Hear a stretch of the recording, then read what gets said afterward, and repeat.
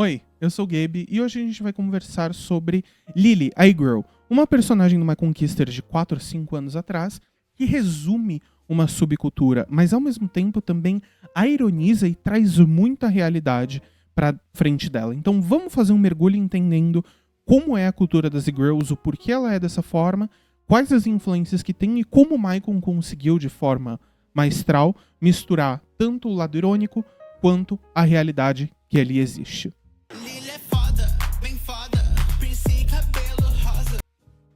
O movimento e-girl ele tem muita influência das alt-models. O que são alt-models? São modelos de sites como Suicide Girls, em que as garotas não eram socialmente bonitas. Então, pensa naquele padrão de corpo perfeito, bundona, peitão, cabelo loiro, lábio vermelho, né? Não é esse imaginário que essas alt-models trabalham. Elas trabalham um pouco com essa da estética do punk, e aí a gente vai ter alguns nomes como a Tess Holiday, a Jasmine Burry e a Dawood são os principais que me vêm à cabeça nesse sentido de garotas que são alt-models, que são modelos alternativas.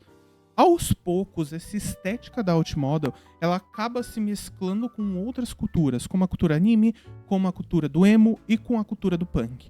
Quando eu falo de cultura, eu tô falando de música, eu tô falando de comportamento, eu tô falando de vestimento, eu tô falando de tudo que engloba cultura ou uma subcultura. Essas garotas alt-models geralmente vão usar roupas no estilo streetwear misturado com punk, com moda japonesa, com uma pitadinha do Gyaro em alguns casos. E essas antigas alt-models elas vão se adaptando a uma nova realidade de internet. Então a estética a alt-model acaba ganhando uma nova roupagem quando a internet chega, tendo algumas características colocadas como mais importantes, como, por exemplo, a estética de anime, que é o que acontece com as e-girls hoje. Ou até mesmo como a estética emo. Só que ao invés de ser aquela estética emo clássica, a gente fala de maquiagens mais trabalhadas, mais artísticas, que remetem a algum personagem de uma dessas obras ou de uma dessas culturas já anteriormente citadas. Aos poucos, as garotas desse estilo mais alt-model vão adentrando plataformas como a Twitch e como o TikTok. Com o tempo, o que era pouquinho acaba se tornando um movimento massivo. Essas garotas que estão nessas plataformas aumentam algumas partes das estéticas, principalmente a parte de anime, mas elas criam uma subcultura dentro da subcultura e começam a ser chamadas inicialmente de forma pejorativa de e-girls, garotas que só fazem coisas na internet para parecerem bonitinhas. Não necessariamente é verdade, mas é como era lido alguns anos atrás. Aos poucos, essa mesma comunidade que adentrou Twitch, TikTok, YouTube, meios de gaming mais especificamente, elas vão tomando o termo e-girl para si mesmas, né? E acabam, em algum aspecto, ressignificando o que ser uma e-girl significa. Hoje você falar que é uma e-girl é muito diferente do que era 5, 6 anos atrás. São conotações completamente diferentes. Antigamente, essas e-girls eram tratadas como ATT whores. ATT whores, no léxico da internet, são garotas que fazem várias coisas para chamar a atenção de um público. Um público, sim, majoritariamente masculino, afinal de contas a gente tá falando do meio de anime, do meio de games, e um meio muito tomado por machismo em vários momentos. Não dizendo que, nossa, todo mundo que tá nesse meio é super machista. Não, mas existe machismo nesse meio. E aí, tanto como forma de autodefesa ou como forma de atacar, afinal de contas a comunicação da internet é por natureza violenta, é o que funciona, principalmente em redes em que essas garotas estão como o Twitter, é natural que elas cresçam.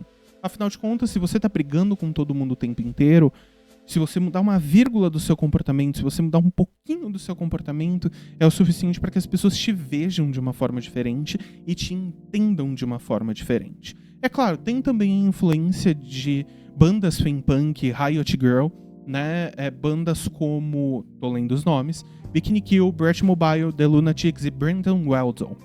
Ou então usar essa forma autodepreciativa e violenta até como um mecanismo de defesa, de alguma forma, até como uma forma de responder esses ataques excessivos que aconteciam. Hoje no Brasil a gente tem algumas e-girls famosas e algumas delas se chamam de alt-models. E aí alguns nomes que me vêm à cabeça são Kini-chan, Jus Caramucin, Bibi Vitona e Alucetra.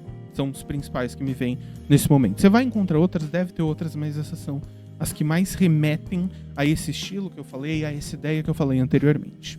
É importante ressaltar, sim, que muitas dessas garotas citadas anteriormente, como a Kine-chan, a Ju Scaramucci, trabalham com OnlyFans, Privacy ou plataformas de conteúdo adulto.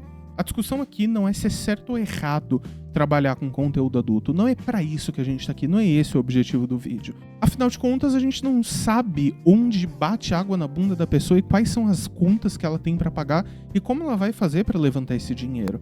No final do dia, é um acordo entre alguém que tá vendendo um produto, vendendo um serviço e alguém que tá comprando esse serviço. Não é como se a gente pudesse fazer muita coisa ou tivesse muita coisa pra fazer quanto a isso. É bom deixar claro que eu, pessoalmente, não sei se eu estaria confortável, na verdade eu não estaria, de namorar com uma garota que trabalha com isso, que trabalha com OnlyFans, que trabalha com pornografia dessa forma. Mas, de novo, isso sou eu, e só eu. Isso não significa que os parceiros, parceiras dessas pessoas tenham que concordar comigo ou tenham que abrir mão delas. Não, cada um sabe onde seu respectivo calo aperta e como lidar com ele. E é claro, não é porque elas trabalham com sexualidade, com sensualidade, com conteúdo adulto, que isso dá carta branca pra qualquer um de nós chegar e ficar, olha ali, ó, vagabunda, puta. Não, não é assim que funciona. A gente respeita o outro, a gente respeita o espaço das outras pessoas. Voltando ao ponto, uma das grandes influências dos últimos 10 anos da internet foi o filme Scott Pilgrim contra o Mundo, Scott Pilgrim vs. The World. E basicamente a Ramona ganha um local de destaque. No finado Tumblr, eu sei que não morreu, mas na época áurea do Tumblr a gente via muitos edits da Ramona, muitas fotos, muitas garotas adequando seus estilos para ficarem mais parecidos com o da Ramona. E esse estilo ramonístico, ele acaba sim também se traduzindo para esse estilo das girls, para esse estilo meio punk, alt, emo, anime. A Ramona Flowers é um dos ótimos exemplos de entender esse visual e entender como isso funciona. Toda essa discussão que a gente está tendo sobre girls é uma discussão muito pós-moderna. As girls, elas são fontes, né? Elas foram geradas na internet. Não sou eu quem vou falar sobre pós-modernidade aqui. Quem vai falar sobre pós-modernidade é Zygmunt Bauman, conhecido por coisas como Sociedade Líquida, Amores Líquidos, sobre a liquidez, né, da sociedade. Ele tem uma entrevista que ele deu para um canal que chama Fronteira do Pensamento. Ele traduz uma entrevista, ele faz uma entrevista com o Bauman, e eu vou deixar um trecho aqui que resume perfeitamente o que é o pós-modernismo. Why start a revolution? Because suddenly on the Agora people started confessing things which were the embodiment of privacy, embodiment of intimacy, which you would confine only if you were a Catholic to the priest on confession, or to your really very, very close circle of very intimate friends. But you wouldn't go to the public square and shout about it. In confessionals, which are the embodiment, the incarnation of intimacy and privacy, you converse there with God directly. And it's absolute secrecy. No one can know what you confess to in confessional. We have installed microphones in confessional. Eu não tô falando aqui que o Maicon foi ou não foi estudar Bauman para fazer as caricaturas humorísticas que ele faz. Ele pode ter pesquisado e estudado sobre, ou ele simplesmente pode não ter visto nada e isso flui naturalmente para ele. A forma com que o Maicon expõe a subcultura é tão vulgar, é tão direta, que é um movimento muito parecido com o descrito anteriormente por Bauman no vídeo. O Maicon estuda os trejeitos, as formas de falar, a linguagem verbal e não verbal da subcultura ou comunidade das e-girls. E aí a gente chega no nosso foco frontal do vídeo, a Lily Devil Cybergoth. Já vai ter live, tá, gente?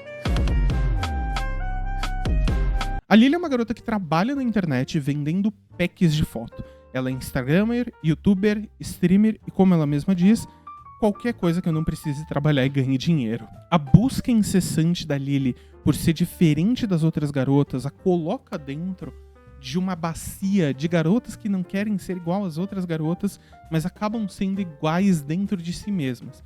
É uma questão até irônica de estar cega para a realidade, de que as garotas normais são tão profundas do que ela, talvez até mais. Em uma ironia do destino, a Lily, ela acredita que a doença mental dela, o ser depressiva, Desajustado. como ela repete várias vezes no vídeo, é a única forma e a única característica marcante dela. É o que a torna única. E a gente não vê uma reflexão da Lily sobre o que realmente a faz se destacar dentro da própria comunidade, dentro da própria personalidade.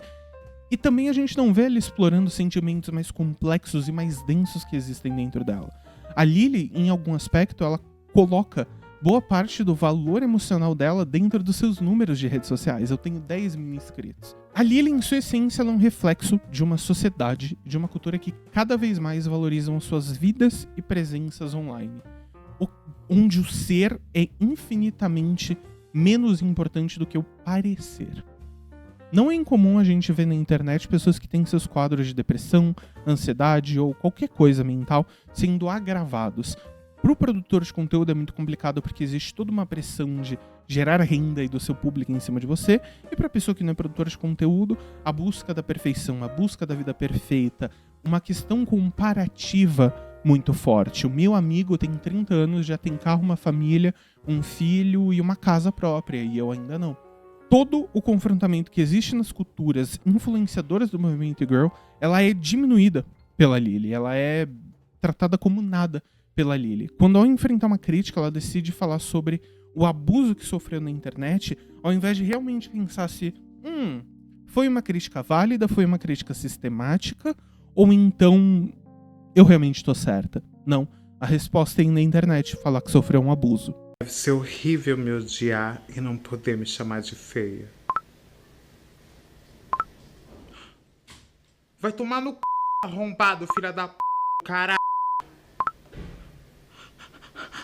Gente, eu quero relatar um assédio que eu sofri na internet. Essa busca pela perfeição, tanto da Lily quanto nossa, ela nos cansa, ela nos adoece e nos faz perder o centro da realidade, o centro do que realmente importa. Ela vai trazer essa ideia de que as experiências que temos online são mais importantes do que a gente tem, do que as que a gente tem na vida real, na vida offline. E quando na verdade elas podem estar ali. Elas podem estar pareadas. É inocente, claro, falar que as influências online hoje, as vivências online hoje, não são tão importantes quanto as da vida real. Mas mais, eu acho complicado.